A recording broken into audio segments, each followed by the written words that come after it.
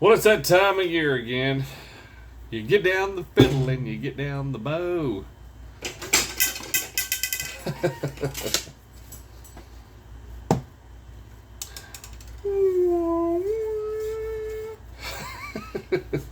That's right. I like to get mine out and practice a good while before. A lot of people will just get it out a few days before the season starts and can't figure out what. I used to be good with it. I used to be Errol Flynn, you know. I spray paint everything I've got.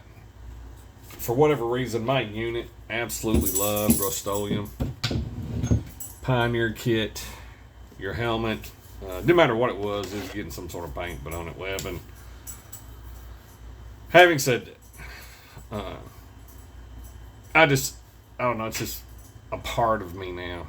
Now, I'm a simple guy. I like broadheads that are just basic. Right? Shot placement, you hit a deer with that.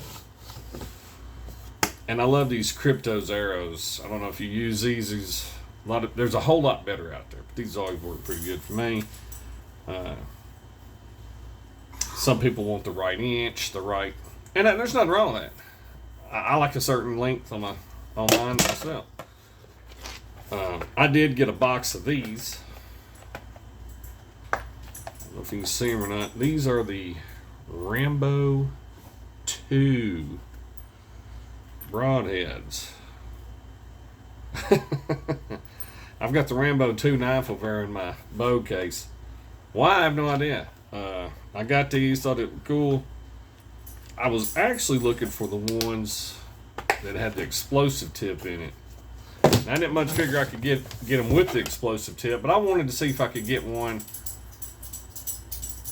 just to screw on into here that looked like that. But I came across the Rambo 2s, and unbelievably cheap for a whole box of them broadheads. I can't remember, it wasn't much. I'm going to say it's around $5. Surprisingly enough, those are a winner. They shoot straight. You hit, you get meat, and they're done. But I've been standing out here on my porch ringing the gong. I've got some practice arrows. I like to whoosh, whoosh, whoosh. I got fairly decent in that day. It was a long day because I really cannot do that like Rambo did in the movie. This afternoon, I was getting fairly fast at it, fairly close. But I was ringing the gong quite often, so. Archery, we take it pretty serious up here in Kentucky, although I joke around about a lot of stuff. I've got a plethora of bows up there, but for whatever reason, this is my favorite. Started out with Fearson, then Bear come out. Everybody had a Bear. Now you just pay, well, I never thought I'd pay 10 grand for a riding mower. When a new bow comes out, everybody has to run and get it. So now you got like 17 different bows, and then you're like, man, I need to sell something. You start out with the Bear 1, Bear 2, now it's like Bear 29, and it just goes up. And don't even get me started on crossbows. My God. There's a new version of that comes out. They got argon gas, CO2 gas. Look at that. You shooting this underwater? Well, as much as it's been raining here in Kentucky, Today, for all you Kentucky fans, if you like bacon with the egg that the USA Today put on our face, well, I'm with you because I like pork products. I eat a lot of red meat, a lot of hog. Doesn't matter. I like hog brains,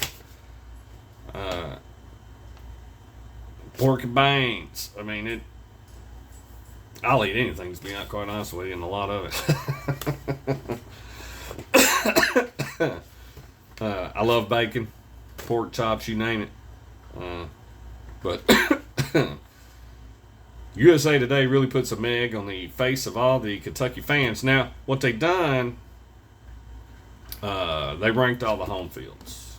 We come in 15th, just right above Vanderbilt. Let's go over the list here. Number 1 is LSU at Tiger Stadium, Death Valley. I get it.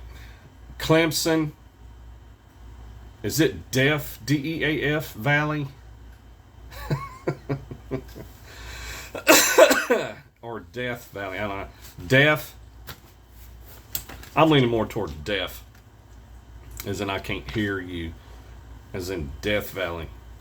Yea, though I walk through the valley, I shall fear no evil, for my Rambo bow is with me. Number 2, Benny Hill, the swamp. It's hot, humid, tough environment. Number 3, Bama. You got to fix that clock, though. I mean, that clock takes, 8 minutes to run off 30 seconds? Bama, the third hardest place to play. Neyland. I figured it'd been a little higher, but all right. Rocky Top. Woo! With all the golf balls of mustard and the way they've been doing, I would have expected Neyland to actually jump Bama. They ought to be a harder place. A hostile environment? Well, I mean, what's the prerequisite for that? I mean, don't get no more hostile than projectiles being thrown everywhere by the fans. I like Neyland at 3 and Bama at 4, but that's it's personal preference. It's USA Today's poll, not Big Barney Ross. So. Number 5, Sanford and Son Stadium in Georgia. Tough place to play because they're a tough football team. Then number 6, Kyle Field, Texas A&M. It's always hot. Just Texas. Number 7, South Carolina to WBS. Willie Bryce. Tough environment, tough crowd. That rooster crowing, sandstorm. They've got a real good environment right there.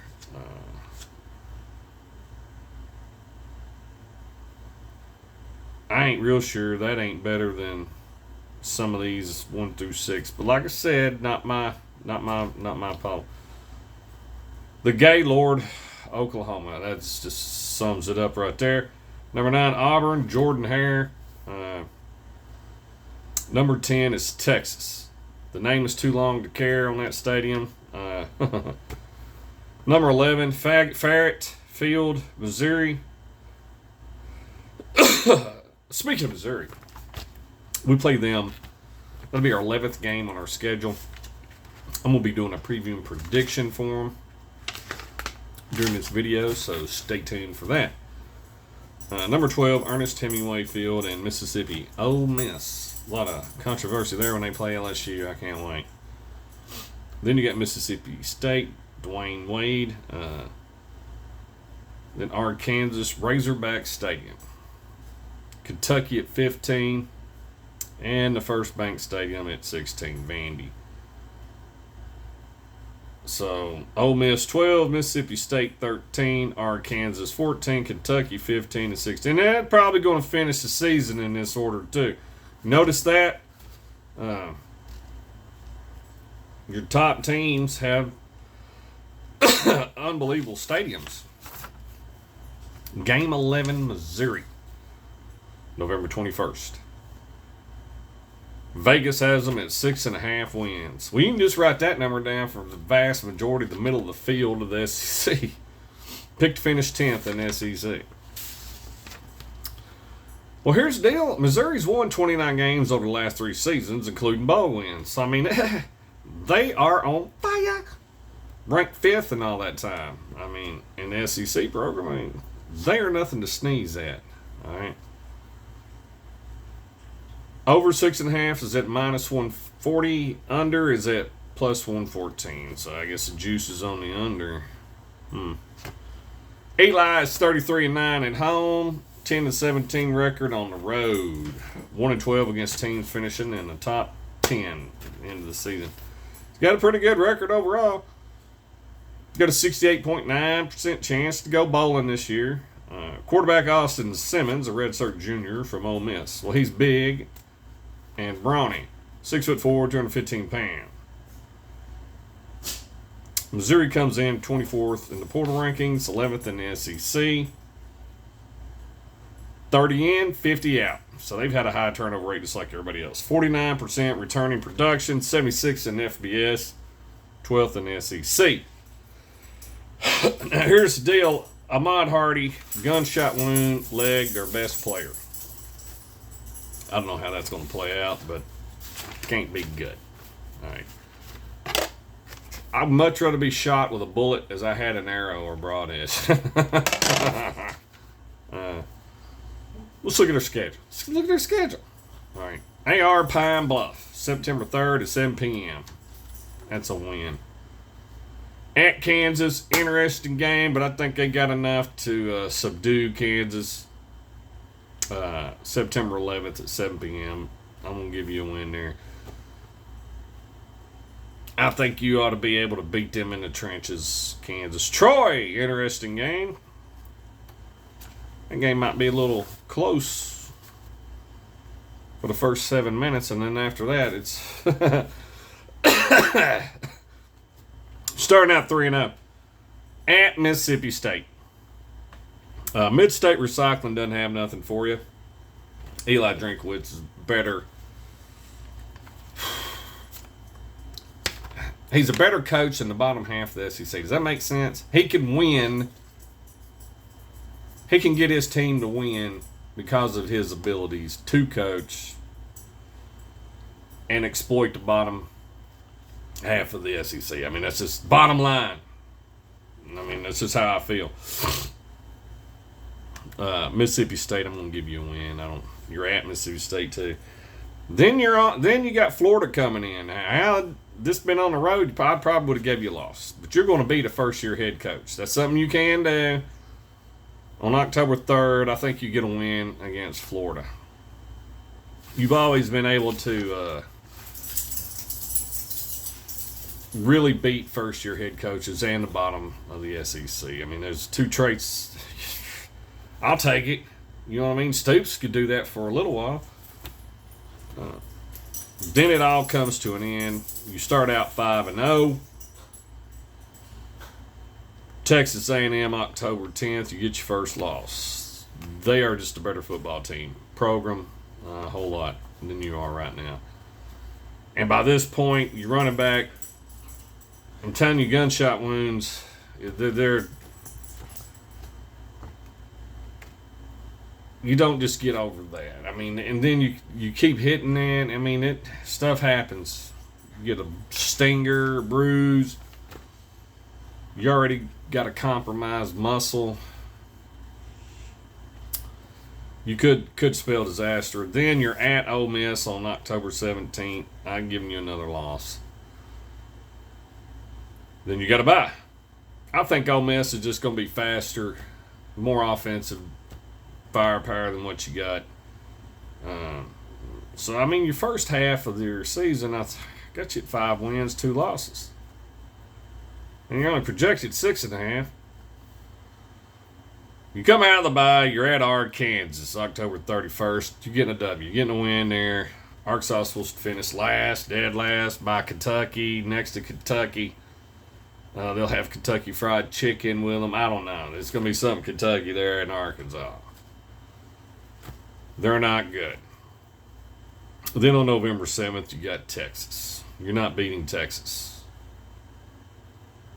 They're better at you in every position, and they're deeper than you in every position, and they're going to run the score up on you. You're going to get beat up, beat down, and then I'm giving you a loss. And then on November 14th, you're at Georgia. That's going to be worse because you're not going to recover from the Texas beating. They're going to beat you even worse on November 14th. I'd really like, on November 21st, really like to give Kentucky a win here because you are playing Texas and Georgia back to back. I don't know how healthy your Ahmad Hardy is going to be your best player at this point. Where your whole team is going to stand at this point. But you've got a way of beating first-year head coaches, so I'm giving you a win. Then on November 28th, Oklahoma. This ain't the Oklahoma this ain't last year's Oklahoma. They went out and spent the money. I'm gonna give you a loss. I think you finished the season 7-5. I'm loving the over on this.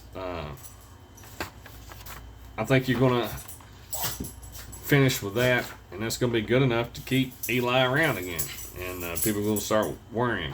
Is this what we're gonna do every year? Yada yada yada. I don't think so. I think it's just gonna be one of them years you're just gonna. I like the over more than I do the under.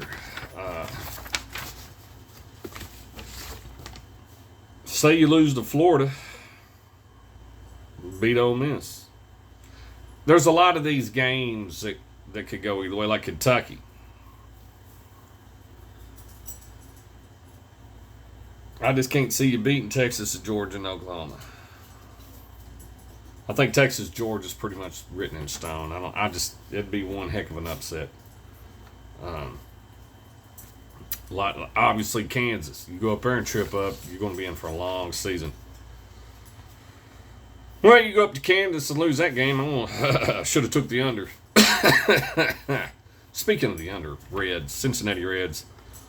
Tonight at 6:10, they were supposed to play the Guardians. The Guardians are 54-53. The Reds are 49-55. We're 16.5 games back. It's not going to get no better. We're going to hover around that until eventually, somewhere in October, we'll probably be 20-something games out. Thing has been postponed due to weather. Tomorrow, there will be a doubleheader. Speaking of doubleheader, Titans. The double-headed quarterback, Will Levis, Cam Ward. There's a lot of people are looking at this in a black and white. You shouldn't do that. Will Levis had his shot. He didn't do himself any favors. The Mimi King, what have you, whatnot. Although he did not have pieces. He did not have a line. He was the most sacked quarterback. Got injured. I mean, it's just one thing after another. But he didn't do himself any favors. Looked really good, comeback win against Miami. But the Chicago, they just blew that overconfidence. Just a rookie. I think the Titans ruined him. They go out and get Ward. He was an $86 million mistake, bottom line. There's just no other way around it. His numbers were worse than Levis. So you got two quarterbacks there that Levis is right now, it's getting down to 0 hour. They're going to have to determine whether they're going to keep him or trade him or whatever they're going to do with him. All right, because it's getting time for the final camp, and that the main quarterback's going to need to get all the reps. So the big thing is I don't know what they're going to do with Levis. I like to see him play some preseason games before they ship him off, trade him, or keep him. I think Hooker's the odd man out. I really liked Hooker. I think I'd rather have him back there, to be honest with you. Anybody. Mitchell Trubisky is probably going to be your starting quarterback game 5. I'd be surprised if he isn't a starting quarterback at some point during the season because Ward has been just terrible. Got some accuracy issues. Mini camps, training camps, van camps, whatever camps. He ain't look good. All right. So I don't know what the Titans are going to do with all of that. It's a mess. They'll get it figured out though. The Kentucky basketball full schedule is out. Trent Noah is really improved. Cam is in the boot. I like our schedule. We may make a pretty good run this year. The Reds are done. And I'm done with them. Titans are getting down to the nitty-gritty. Game 11, November 21st, Missouri. I hope we beat them. And we very well could because that... Two things. They got to play Texas and Georgia. And then Kentucky's got Louisville, Loserville, the Ville coming after that. Are they going to look past Missouri and focus on Louisville? That's a strong possibility. Is Missouri even going to be able to play Kentucky by the time Texas and Georgia get done with them? Are they going to have anything? I don't know. Long way. There's a many a slip from a Dixie cup to a lip. Spill it on you. Injuries, players, anything could happen from here to there. We do not know. I am liking the over for Missouri. One game. But like I said, what's the ceiling? What's the ceiling here? Probably 10-2. Texas, Georgia beating your losses. You overachieve and beat Oklahoma. What's your floor? 1, 2, 3, 4, 5, 6, 7. 4-8. I think 4-8 could be your floor. But right now, I'm liking the 7-5. I feel pretty confident with that. I think it's not going to matter if Austin Simmons clicks with all of his receivers. Just to be quite honest with you, the redshirt junior from Ole Miss, he clicks. So be it. I'm not sold on Kentucky being second to last as far as the atmosphere. The seats are bigger, wider. You got more leg room.